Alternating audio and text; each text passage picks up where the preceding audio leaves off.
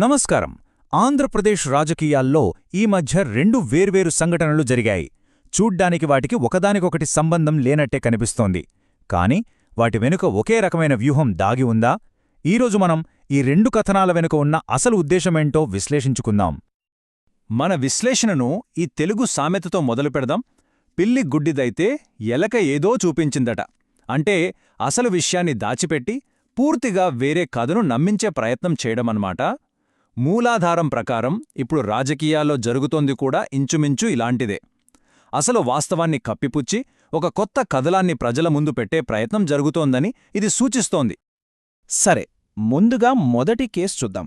జంట హత్యల కేసులో పిన్నెల్లి సోదరులు కోర్టులో లొంగిపోయిన సంఘటన. ఇక్కడ మనం వేసుకోవాల్సిన మొదటి ప్రశ్న ఏంటంటే, వాళ్ళు నిజంగా మనసు మార్చుకుని లొంగిపోయారా, లేకపోతే తప్పనిసరి పరిస్థితుల్లో అలా చేయాల్సి వచ్చిందా?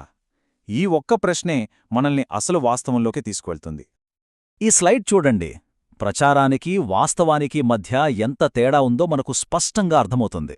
ఒక పక్కేమో వాళ్లను ఏదో గొప్ప త్యాగధనులుగా, స్వాతంత్ర్య సమరయోధుల్లాగా చూపించే ప్రయత్నం జరిగింది. కాని వాస్తవానికి ఏం జరిగింది? సుప్రీంకోర్టు చాలా క్లియర్గా ముందస్తు బెయిల్ను నిరాకరించి వెంటనే లొంగిపోవాలని ఆదేశించింది. అంటే ఇది వాళ్లు స్వయంగా తీసుకున్న నిర్ణయం కాదు, తప్పనిసరి పరిస్థితి అన్నమాట. మరి ఈ సానుభూతి కథనాన్ని ఎలా నిర్మించారు? అదొక పక్కా ప్లాన్ ప్రకారం జరిగిందనమాట.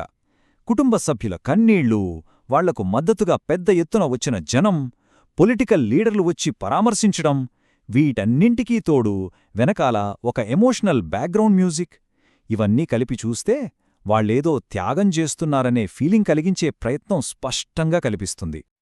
అయితే మూలాధారం చెప్తున్న వాస్తవం దీనికి పూర్తిగా భిన్నంగా ఉంది.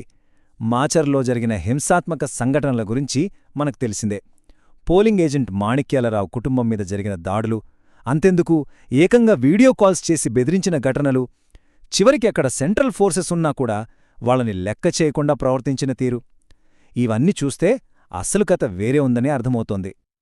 సో ఇక్కడే మూలాధారం ఒక కీలకమైన రాజకీయ వ్యూహాన్ని మన ముందు పెడుతోంది. దాన్నే పొలిటికల్ కవర్ డ్రైవ్ అని పిలుస్తోంది. అంటే ఏంటి? చాలా తెలివిగా జరిగిన నేరానికి పార్టీకి సంబంధం లేనట్టుగా చూపించడం. అదే సమయంలో దీన్ని రెడ్డి సామాజిక వర్గం మీద జరుగుతున్న దాడి అని ప్రొజెక్ట్ చేసి కులాల మధ్య చిచ్చుపెట్టే ప్రయత్నం చేయడమన్నమాట. ఇక రెండో కేసు దగ్గరికొద్దాం. సడన్గా తెరపైకి వచ్చిన బోరుగడ్డ అనిల్ కుమార్ ఇష్యూ. ఒక్క విషయం చాలా స్పష్టం. కస్టోడియల్ టార్చర్ అనేది ఎవరిమీద జరిగినా అది చాలా తప్పు. దాన్ని ఎవరు సమర్థించరో సమర్థించకూడదు. కాని ఇక్కడ మూలాధారం అడుగుతున్న ఒకే ఒక్క కీలకమైన ప్రశ్న, ఈ ఆరోపణలకు ఆధారం ఎక్కడా అనేది. ఈ టేబుల్ చూస్తే మనకు విషయం చాలా క్లియర్గా అర్థమైపోతుంది.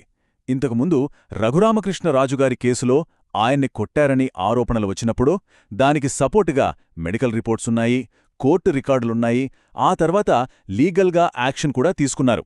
మరి బోర్గడ్డ అనిల్ కుమార్ విషయంలో ఇలాంటివేమైనా ఉన్నాయా? కేవలం ప్రెస్ మీట్లు, ఇంటర్వ్యూలు తప్ప ఇలాంటి బలమైన ఆధారాలు ఒక్కటి కూడా కనిపించట్లేదని మూలాధారం వాదిస్తోంది. అంటే ఇక్కడ కూడా మొదటి కేసులోలాగే ఒక రాజకీయ వ్యూహం ప్లే అవుతోందని మూలాధారం అంటోంది. సానుభూతి సంపాదించడం కోసం ఈ సంఘటనకు దళితులపై దాడి అనే రంగు పులిమే ప్రయత్నం జరుగుతోందని విశ్లేషణలు చెప్తున్నారు. సరే, ఇప్పటిదాకా రెండు వేర్వేరు కేసులు చూసాం గదా. ఇప్పుడు ఈ రెండింటి మధ్య ఉన్న కామన్ పాయింట్ ఏంటో, ఆ ఉమ్మడి వ్యూహమేంటో చూద్దాం. మూలాధారం ప్రకారం ఇవి రెండూ యాదృచ్ఛికంగా జరిగిన సంఘటనలు కావు. ఇవి ఒకే గేమ్ ప్లాన్లో రెండు వేర్వేరు ఎపిసోడ్స్ అన్నమాట. ఈ రెండింటి వెనుక ఉన్న లక్ష్యం ఒకటే: అసలైన సమస్యల నుంచి ప్రజల దృష్టిని పక్కకు మళ్లించటం.